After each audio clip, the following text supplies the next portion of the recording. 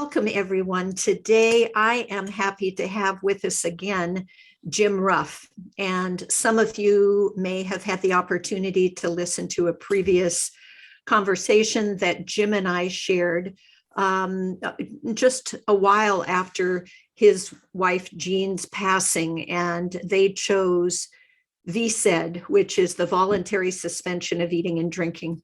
And since it's been a while, Jim and I agreed that it might be valuable to have another conversation just to see what Jim's reflections are as he looks back and the wisdom that he has gained from that helps us to look forward to really find the place for voluntary suspension of eating and drinking to be a more conscious choice for so many people, given that we have such an aging population. So Jim, welcome, first of all. Thank you. Yeah. And are you willing to, for those who have not had the opportunity to listen to our first conversation, would you please share a little bit about what led up to and then your experience with Jean's passing, implementing V.S.E.D or voluntary suspension of eating and drinking? Sure. Well, Jean was sort of caretaker for her parents, both of them, one of whom was her mother who had Alzheimer's. And she went down that whole path, the palliative care and put her in a home and just went all the way to we finally brought her back to try and help her end her life. And then her father was the opposite, and he got to 94 and just said, I'm done. And he had enough credentials to qualify with death with dignity, like as the first patient ever. And he chose to just stop eating and drinking. And Jean and her sister looked at one another when their father died and just said, that's how I'm going to die. That's it. So Jean had a real sense that she did not want to go down that palliative care path.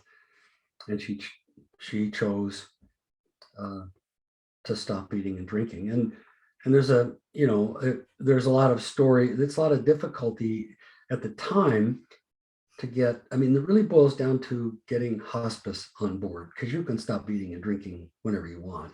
Anyone has that right at any time. At any time. But the deal is to get hospice there. Yeah. And they're just a tremendous amount of help. And so we worked on that quite a while, actually, because they weren't set up for it, and they kind of are now. So I think it really made a difference, actually. So our doctor and I'm trying not to cover the same ground that I covered before, but our doctor and the hospice doctor, we worked out a deal where they would give us a certain amount of time and whatever, and Jean could do that. And then the bed was delivered on a Friday because otherwise they would have to go the weekend, the hospital bed. And that was very important to Jean. And to have it in time for the grandkids to come. Many people have said it was a beautiful setup, a beautiful death, really. And I've given up on the idea of a conscious death because you just can't do that. But you can have a conscious dying process, I think. Yes. And that's what she did. Yeah. And I really have I feel honestly very good about the process and my level of support for Jean during the V.S.E.D process. There were things that I would do differently for sure. Like she would have loved me to sit more at the bed, I think, and, I have some regrets around that dying process, but my regrets come from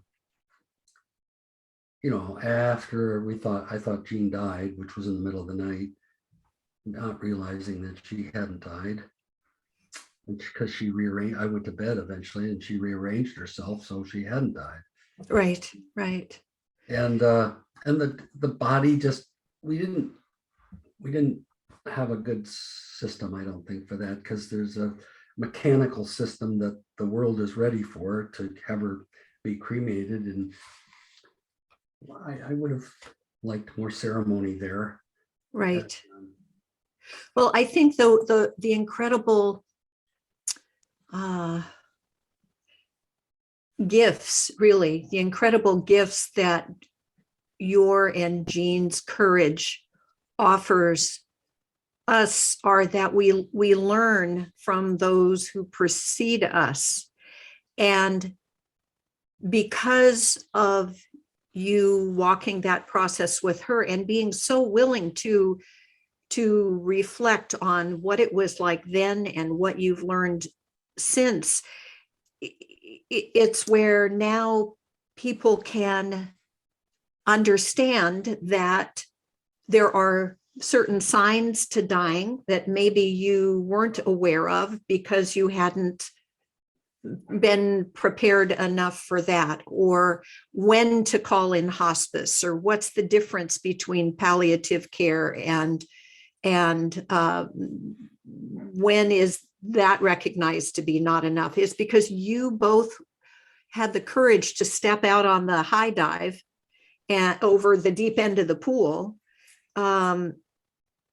That's what makes us more aware now. And you can hopefully see now how, although it sometimes that wheel turns far too slowly, there has been progress made from the time that you as newbies walked through it to where we are now, where people are able to gain much more support around them or have a greater awareness of how to advocate for that.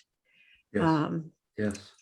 So can you just give a nutshell of why you chose V.S.E.D? I mean, you spoke to it a little bit with Jean's history of her parents, but when did that settle in as the best option for her?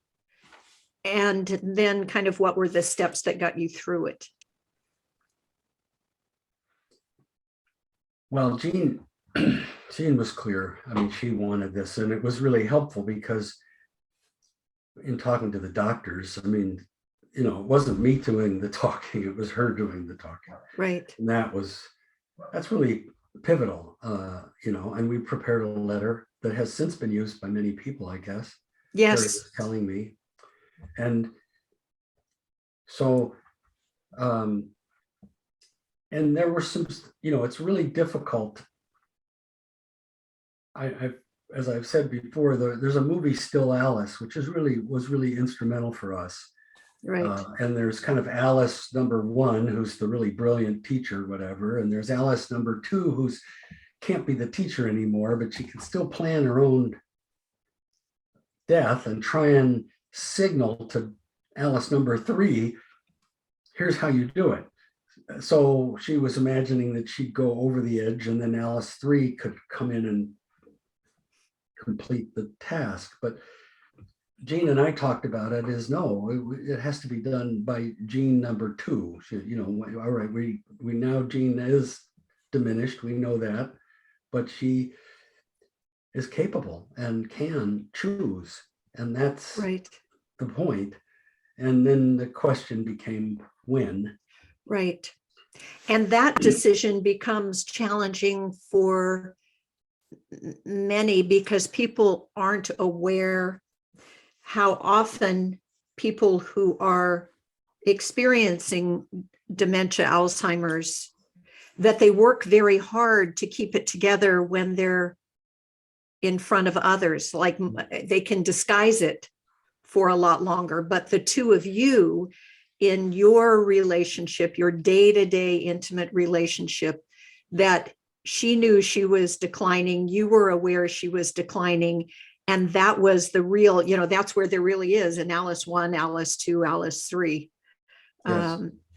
So how did you clear that hurdle of knowing when it was the right time? Well, my son works for a cruise line, so we went on 2 cruises actually that with the same ship, and we were able, and we invited, it was Jean and I the first time, and that was when we got it, that our, all the new age type efforts that we were making, the functional medicine, the this, that, and the other, the end of Alzheimer's, the Bredesen protocol, blah, blah, blah. None of that was really working. So we got that. That was on the first cruise. And the second cruise, we invited my best friend and his wife, who was really Jean's best friend at the time, to come. And they basically, we had an ongoing conversation the whole cruise about when exactly this would, Jean would choose to start acting on V.S.E.D. And we chose that it would happen at the beginning of the summer. And then just beforehand, Jean was a little bit panicked because it isn't an it isn't a gentle decline, it's an up and down decline. Right.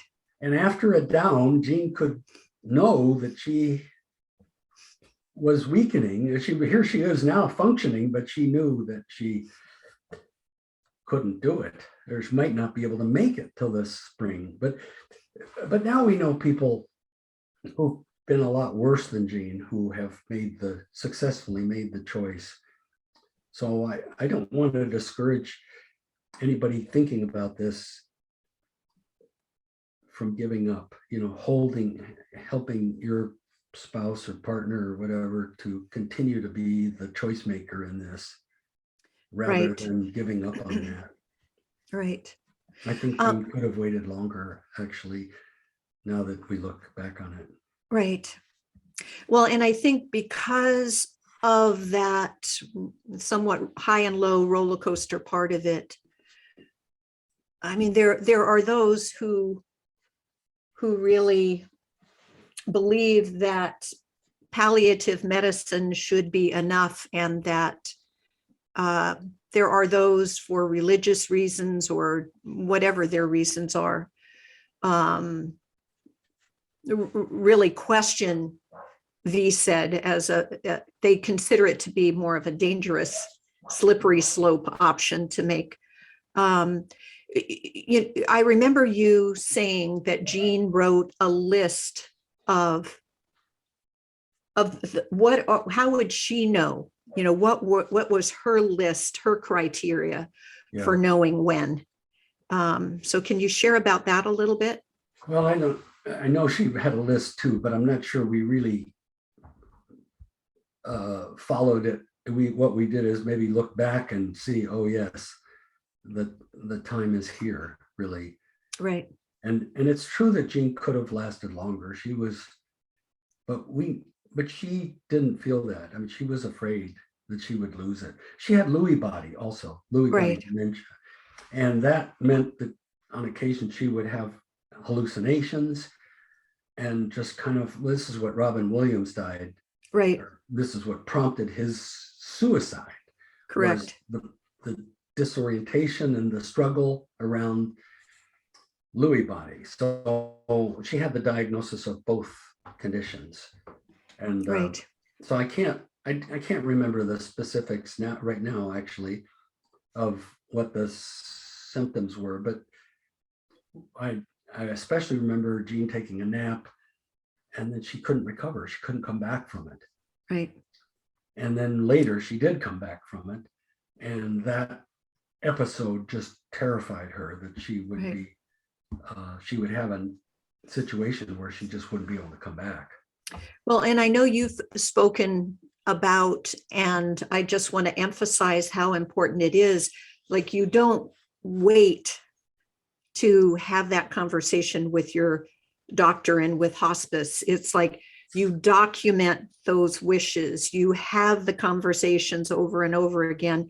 You research it ahead of time, because a doctor, to some, I mean, his or her input is to help determine that that person is of sound mind and they're not just depressed for another reason, that they're making that decision from clarity.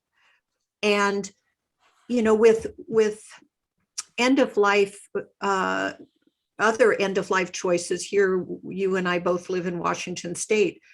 With those end-of-life choices, it doesn't include people with dementia, Alzheimer's. And so, nor does it include some people who have other nervous system disorders, some people who have MS, because they have to be able to be of sound mind and they have to be able to ingest the cocktail themselves. And so there are different things that make that impossible to happen. And so VSED becomes an alternative for those people that does not, where they don't qualify for the criteria of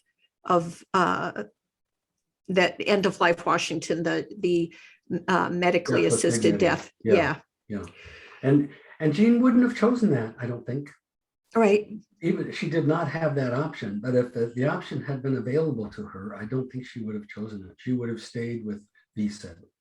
Yeah. And it was a 9-day dying, beautiful dying experience. Right. As opposed, I mean, we used to go to these seminars, and the seminar leaders used to talk with they were old, and they kept talking about their desire to have a conscious death. I now think that's not even on the table. Right. The terms I think are off, as a mindful conscious preparation for that dying process, regardless of when the dying process happens. Yes, and when not only it's not an individual thing.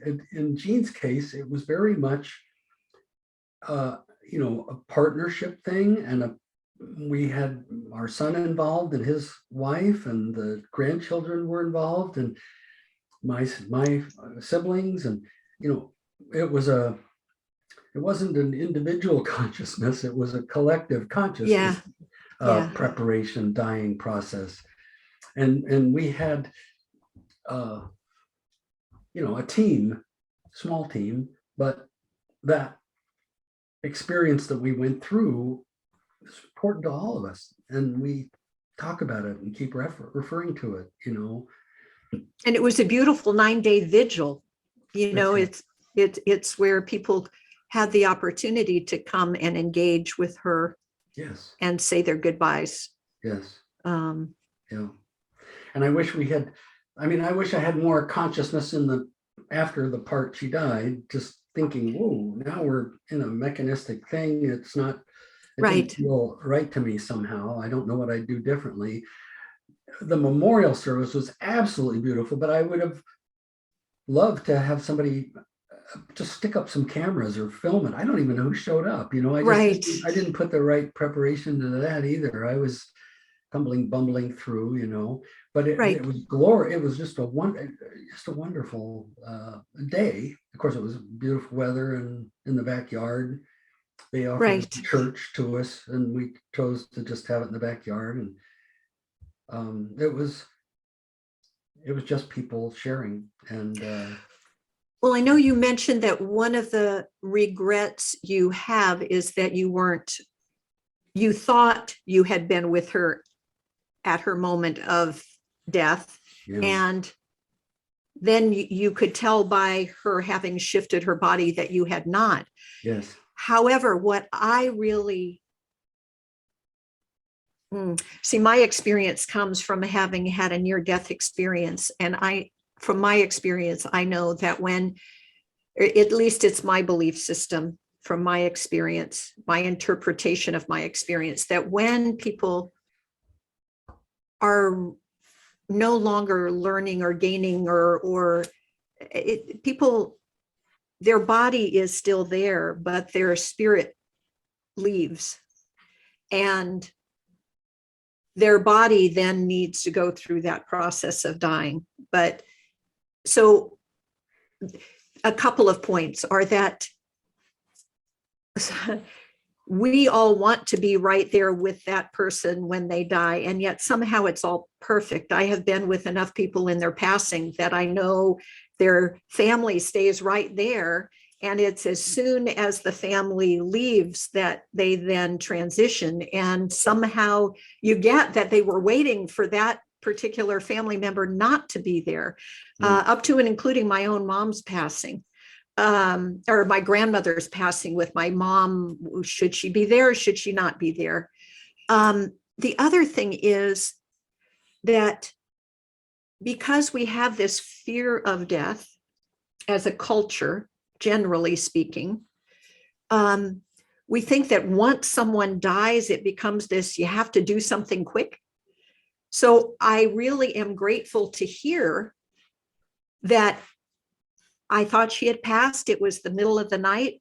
There was no reason to sound the alarm bell and have everyone come rushing. You went back to bed. You know, that to me, that is a reasonable thing to do, you know, not something that you should have hold regrets over, you know, maybe reflect back on, but that's your personal process about it. I just know that, you know, the good old days, when people passed, they would often, they usually was at home, and that's the gift of V.S.E.D, is that someone gets to die in without all of the drama of being in a hospital setting, and that got to happen in a very peaceful way. And it used to be that people would stay at home for 3 or 4 days before anything was done, so that everyone would have that opportunity to process what death is and was, you know, for them. So so the next morning is when you called the funeral home? Well, yeah, we did. Everybody came in and said goodbye, and then we called the funeral home and they came. So it wasn't bad, I don't think, but it just, they zip her up in a big black bag, you know, and then wheel her out. But that part is challenging. One thing I'm grateful for is that he needed help. So I was able to help, and that I felt good about that. Yeah. But yeah, it's hard to, I was never known for my planning capability. Jean did that. So, but if I had to do it over again, I'd make sure the neighbors all knew that we were having this memorial ceremony. And I mean, they didn't know. A lot of people that should have known, you know, would have benefited. They really wanted to be there, but didn't feel invited, I know. And that's hard for me to think about. Right. But you know, and then the time afterwards, you know, I mean, the V.S.E.D process, it was really about, I mean, given that somebody's going to die, this is about as good as you can imagine, I think. Right.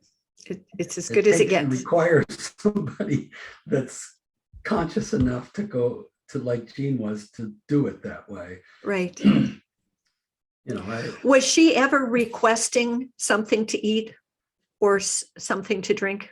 No, there was a moment there where we wanted to give her an eyedropper of anti-anxiety stuff, and she just pushed it away because it was liquid. She didn't want anything.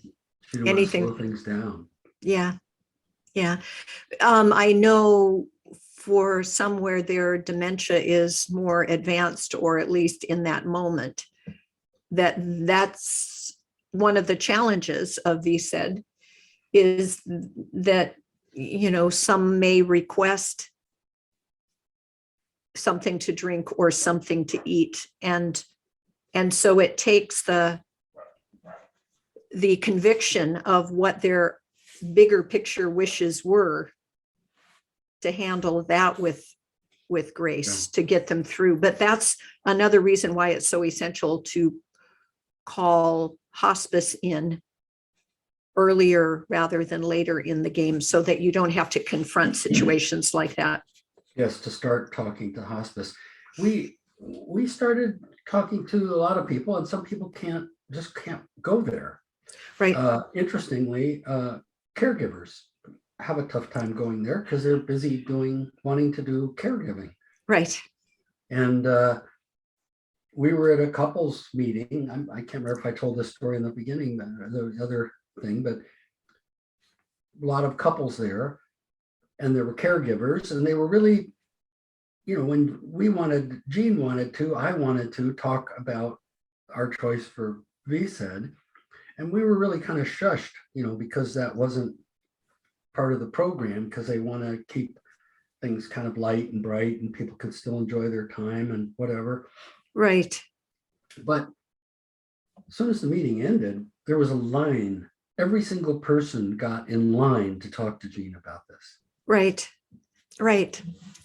Yeah, I remember you mentioning that, and culturally, I think we are conditioned to fight cancer, or we've got it pretty well down that from 0 to 70 we can live where the quality and the quantity of life kind of match up most of the time, but then we've prolonged the ability to stay alive about another 20 years. Yeah.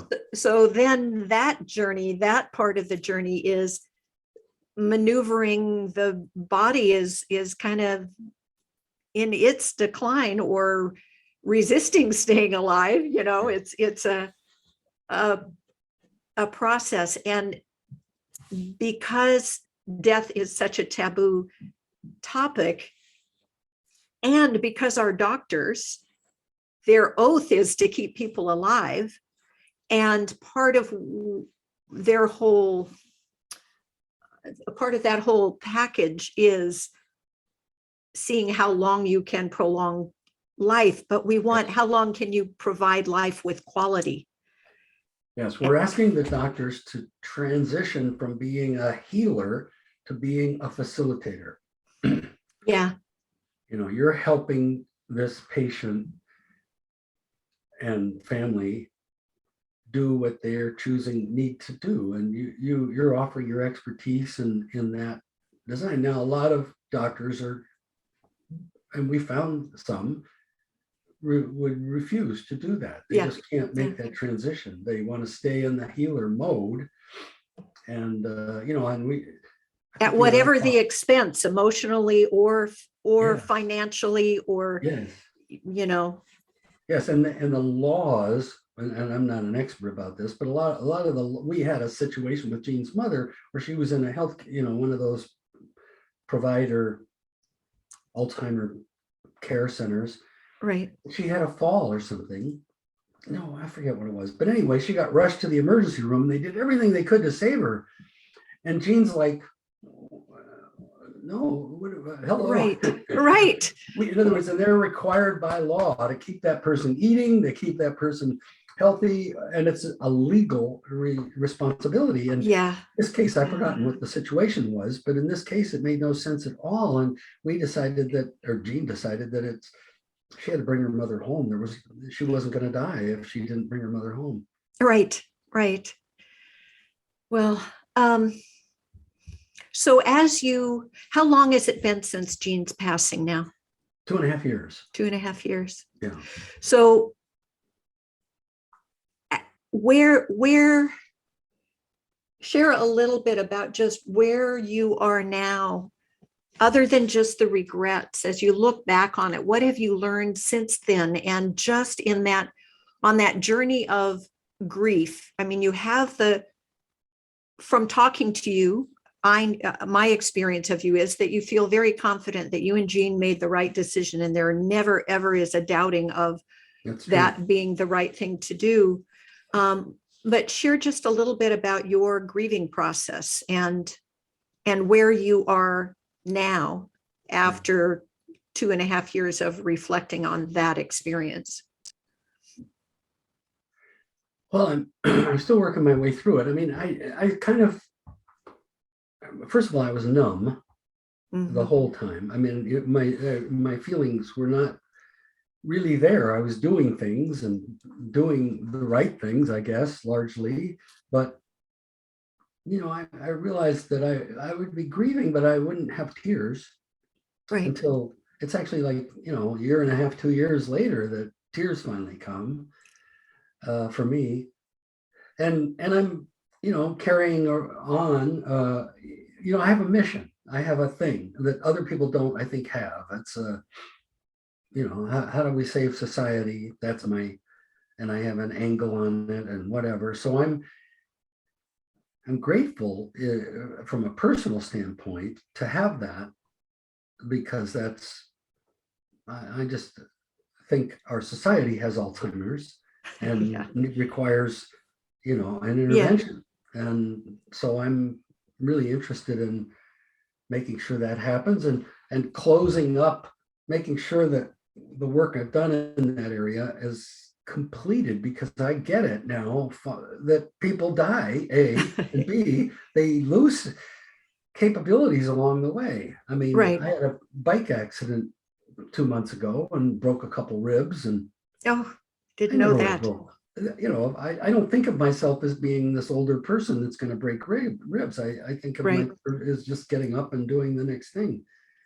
It Yeah. wasn't a real fall, actually. It didn't seem to me. Right. But I mean, I was a real fall, but But we think that we're immortal, or we yeah, think that we will heal like we did when we were 30. yeah. And No, that's really true. it Yeah. doesn't happen. So yeah, I was in a bike accident, and on the Larry Scott Trail, and I had to dodge somebody at the last minute, and then tumbled around off the bike. But I know how to tumble, and I think of myself as an athlete. but Right. Yeah, it can happen that quick. It can happen. Yeah. And so people Gene, in filling out their advance directives, we always think we have more time. We think that death will never happen to us, especially if we just don't talk about it. Like, so the older we get and the more you become aware that how fragile life really is. So that's certainly going on for me.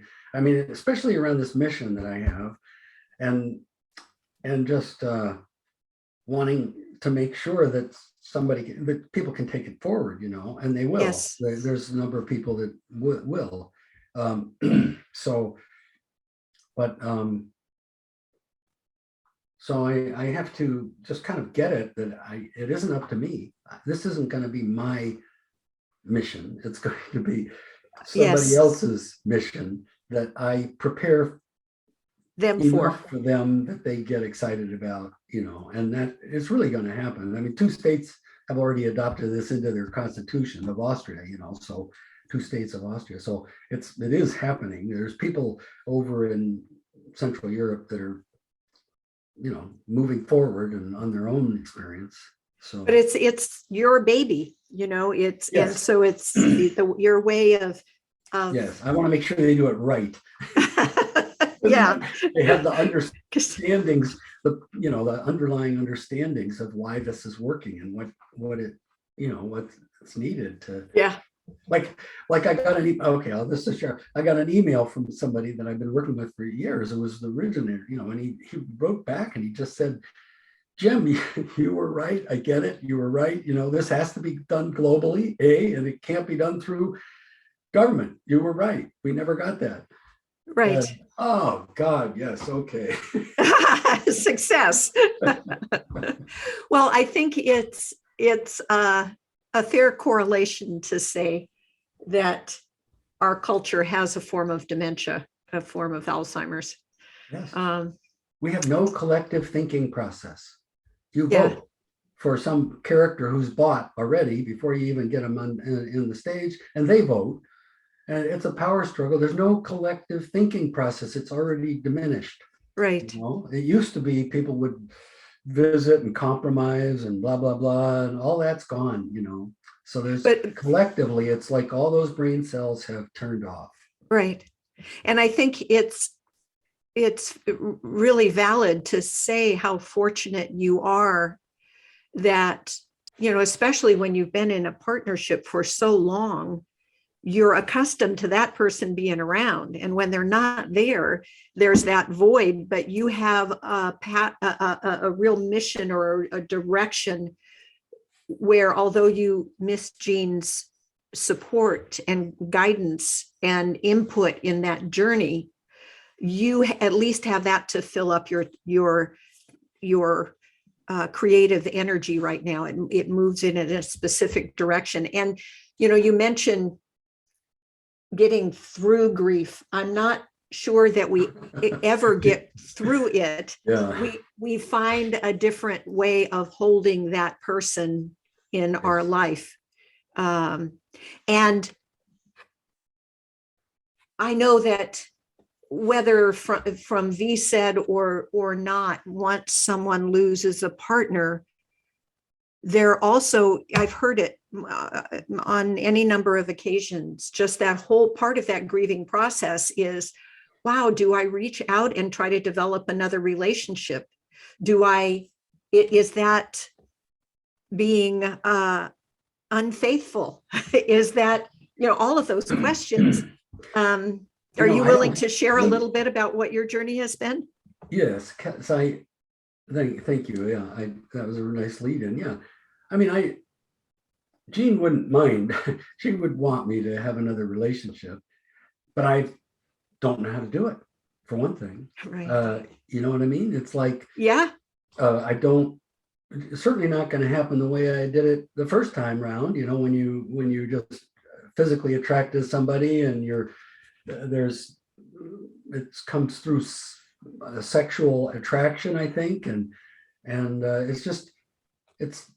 it's different this time. For one thing, I have this mission, and if somebody I meet can't follow that or track that or get involved, it's like I can't.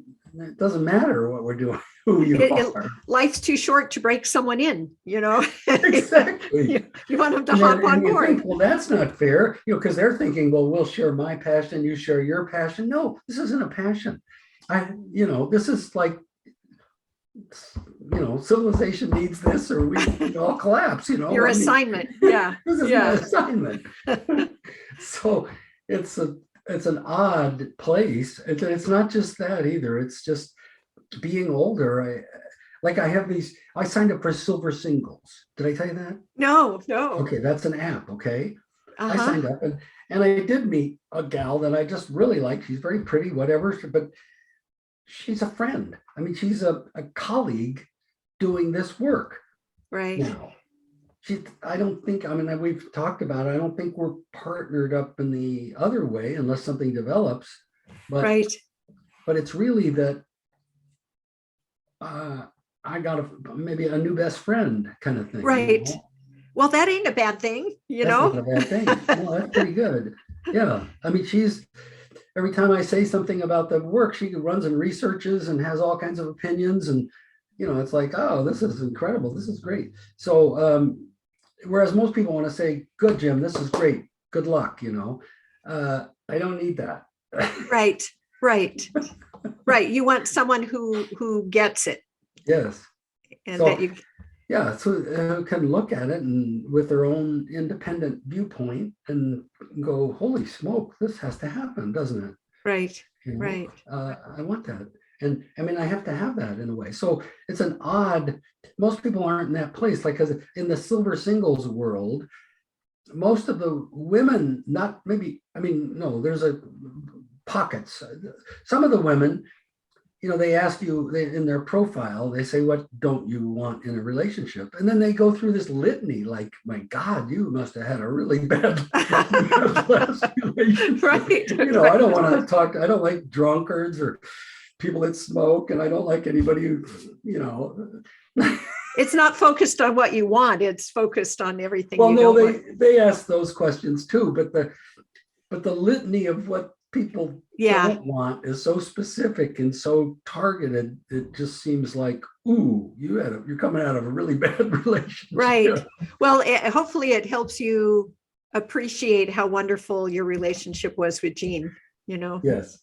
Well, and then the other is just, you know, I mean, I've got my dog, I've got my garden, I've got my grandkids. You know, I like to travel, and I like to have somebody hold my hand when I watch TV. I mean, it's just kind of, you're going to fit into a life that's already pretty prepackaged and they're happy with, you know, Right, right, right. which is, Well, which is cool too, you yeah, know. yeah, I have that also. So, yeah. but, Well, and COVID has certainly complicated things, the whole yes, pandemic. But yes, well, Jim, as always, I mean, I really, really appreciate your willingness to be so candid, to share so honestly about what your journey has been. And you know, like your mission, one of mine is certainly to create the best platform possible for people to have a meaningful, good death as best, you know, lay out the plan and then expect the plan to change, but have the foundation there. yeah, And I think with V.S.E.D, it's a really important conversation that generally we're not having. And you and Jean have certainly made it easier. You've given us all a great gift, so I appreciate your input today. And you know, I look forward to more conversations about this, because I think the more we can keep it in people's awareness, the yes, better, especially the medical community. yes. So There's the medical community, and then the Alzheimer's yeah, sufferers who, yeah, because you mentioned the um, long line of people who were interested it's very after true. that meeting, you know. And how unwilling the people who convened the meeting didn't really want that conversation. Right. But the people who are actually the sufferers and the caregivers are really are dying for it. Yes. They're desperate for it. They're hungry to know that they have a choice. Yes. Because I think even with Death with Dignity, people who jump through all of the requirements and all of the hoops necessary to qualify, what they're looking for is the peace of mind to know that they will be honored when they know it's time. Mhm. That it minimizes their fear just knowing they have a choice. Yeah. So I think people, That's a when good you, choice. It's a good yeah, choice. when you look at dementia, Alzheimer's, and you know that it's a tough thing to have that conversation about. And some couples avoid the conversation when there are hints of it, but you're afraid to mention it. Mhm. And I think those that have the courage to have that conversation, you know, by the time you resist talking about it, then it becomes too late to talk about it. And I think that when you think that some people can live with dementia, Alzheimer's for years and years, for over a decade, and you think of the emotional and the financial impact that has on all of us, on the couple, on the individual, on the caregivers, on the just us as a culture, that people Yes. need to be given credit for being able to make a choice, an independent choice for themselves, rather than that information kind of being hidden or not shared. So, Yes. Yes. so Nice anyway, work. Thank you, Rhonda. Nice work. yeah, yeah, I appreciate you. We'll talk soon.